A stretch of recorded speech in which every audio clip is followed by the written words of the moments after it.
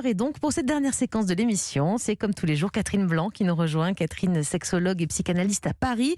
Aujourd'hui, on a une question de Marine que le docteur Jimmy Mohamed va se faire un plaisir de nous lire. Évidemment, on m'a dit qu'être enceinte augmentait la libido, mais moi c'est tout l'inverse, ça me dérange de faire l'amour alors que j'ai mon bébé dans mon ventre. Et du coup, ça me stoppe, on peut la comprendre. Je jalouse un peu mes amis là-dessus, que faire ? Petit commentaire personnel au milieu. Mais c'est Je n'avais pas demandé tant, Jimmy. Non mais je la soutiens, non mais c'est pour dire que chacun fait comme il veut et qu'il n'y a pas de règles. C'est pas sous prétexte qu'on est enceinte On qu'on va doit laisser avoir des Jimmy faire rapports la sexuels. chronique, Catherine. Non mais on n'a pas à culpabiliser d'avoir envie ou de ne pas avoir envie d'avoir des rapports sexuels quand on est enceinte, non ? Absolument, sauf qu'elle culpabilise pas, elle a envie, ses copines. Donc, Ah oui. Ah, vous aviez pas vu la chronique. Mais si, elle dit que ça la dérange de faire l'amour. oui, Non, ça mais la, qu'elle ça la jalouse ses dérange, mais elle copines. jalouse les copines qui, elles, ne sont pas encombrées de ça. En fait, c'est plus complexe, Ah oui, Jimmy. oh là, Ouais. je suis très primaire, désolé. Non, en fait, ce qui est très intéressant, c'est que ce sont deux positions très légitimes.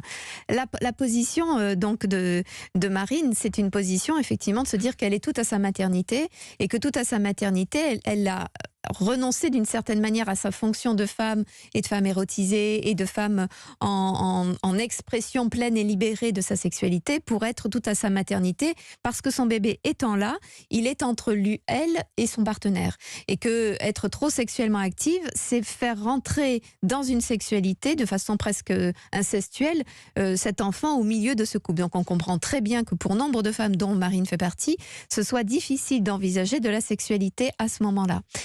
Néanmoins, il y a une autre tranche de population, de femmes qui, elles, au contraire, ont une libido décuplée.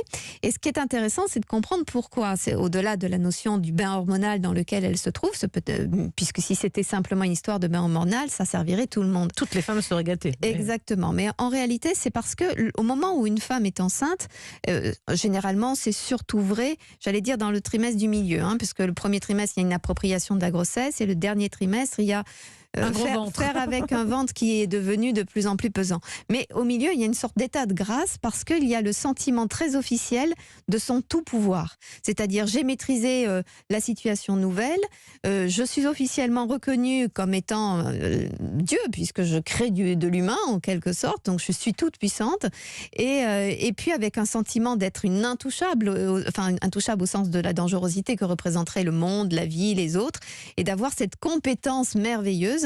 Et ce qui est intéressant de comprendre, c'est que finalement le désir, on voit qu'il s'appuie sur une idée de valeur de soi et de possible de soi. Donc pendant le temps de la grossesse, une femme se sentant toute forte, toute merveilleuse et puissante à cet état-là, tout d'un coup décuple son désir, non pas pour, j'allais dire, refaire des bébés, c'est vraiment pour témoigner de son pouvoir. Alors, elle ne nous dit pas, Marine, à quel stade de la grossesse elle est peut-être pas encore dans cette lune de miel que vous décrivez. En tout cas, ce qu'on peut dire, je ne sais pas si c'est ça qui l'inquiète, mais que bébé n'en saura rien. Si elle y arrivait, une fois de plus, on va le répéter, le bébé ne risque rien d'un point de vue technique, on va dire. Alors, il n'en saura rien et il ne risque rien puisque nous ne sommes pas du tout dans le même lieu. Et même si on a envie de voir son partenaire avec un pénis merveilleux, il ne restera que dans la zone vaginale, évidemment. Et puis, il y a une porte scellée entre les deux parties. Ne mélangeons pas tout, mais c'est vrai, vous avez raison de le préciser, puisque les femmes ont une difficulté même si elles savent intellectuellement comment elles sont faites physiologiquement, il y a des confusions psychologiques et des peurs, évidemment. C'est vrai aussi chez l'homme qui a du coup, parfois, une inquiétude à pénétrer une femme enceinte. Qu'est-ce qu'on peut lui proposer ? De se masturber tout simplement, non ? Pour l'entre-deux ? Jimmy, il est pratique. Alors, après tout, trouver une solution. Elle semble ambivalente, donc autant non, mais début de... j'ai pas le sentiment que ce soit le pénis lui-même qui soit une problématique, mais plus une liberté de sexualité, parce que dans le cadre de la masturbation, elle pourrait avoir le sentiment justement d'être avec elle-même et elle-même seule, elle-même, sans partenaire, mais du coup, elle est son bébé. Et donc, du coup, ça ne lui convient pas plus. Ah ouais, dit comme ça paraît encore plus glauque. C'est pas terrible non plus.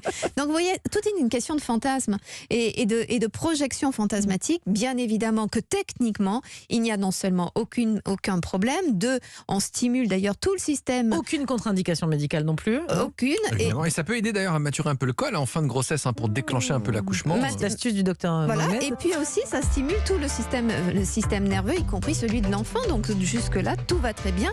Une maman qui se surveillerait et qui se mettrait sous un globe au fromage ne met pas en plus grande sécurité son enfant, bien au contraire. Très bien. Merci beaucoup, Catherine Blanc, pour tous ces conseils.